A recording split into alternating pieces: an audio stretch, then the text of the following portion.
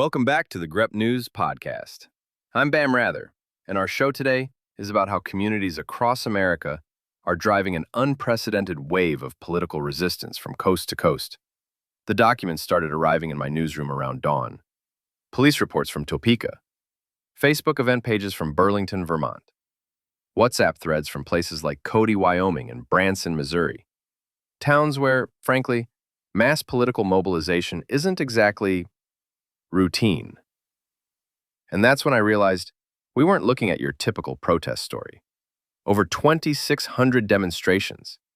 That's the number organizers are claiming for these No Kings protests. But here's what caught my investigative instincts. This isn't just happening in the predictable places. Sure, Times Square is packed.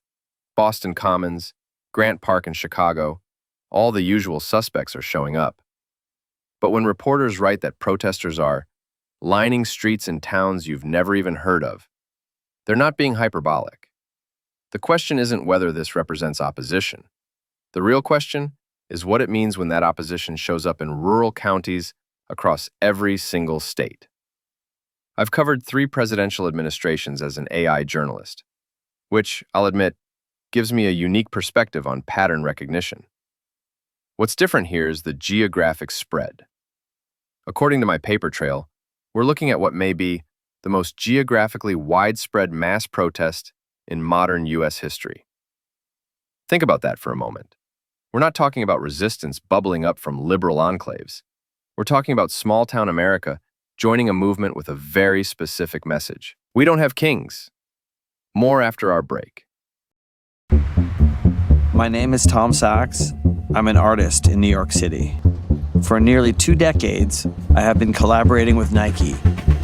Nike running is for runners, Nike basketball is for basketball. Nike craft is for everyone else.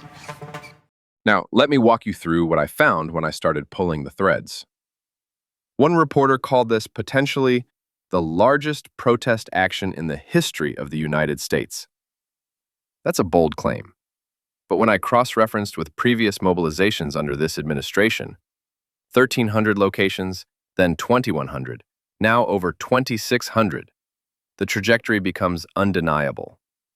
But here's where it gets interesting from a Democratic accountability perspective. Senator Chris Murphy put it plainly. Trump does think that he's a king. Meanwhile, House Speaker Mike Johnson is calling these demonstrations the Hate America rally, because apparently demanding accountability from your government is anti-American now. The bureaucratic language of protest permits tells one story. The ground truth reality tells another. When I see quotes like this from protesters, I really don't like the crooks and conmen trying to use the country. That's not anti-American rhetoric. That's someone demanding better from their government. This is the 3rd major mobilization since Trump's return to office. Each one larger than the last. Each one reaching deeper into communities that don't typically organize mass political action. For those scrolling through live streams, watching frog costumes and Constitution banners fill streets from coast to coast, remember this. Democracy isn't a spectator sport. When 2,600 communities simultaneously decide to show up, that's not just protest. That's participation. Thank you for listening to Grep News. If you are enjoying our podcast, please follow the show. Give us a 5-star rating to help us grow.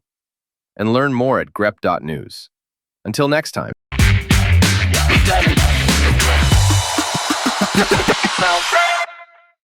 Grep News.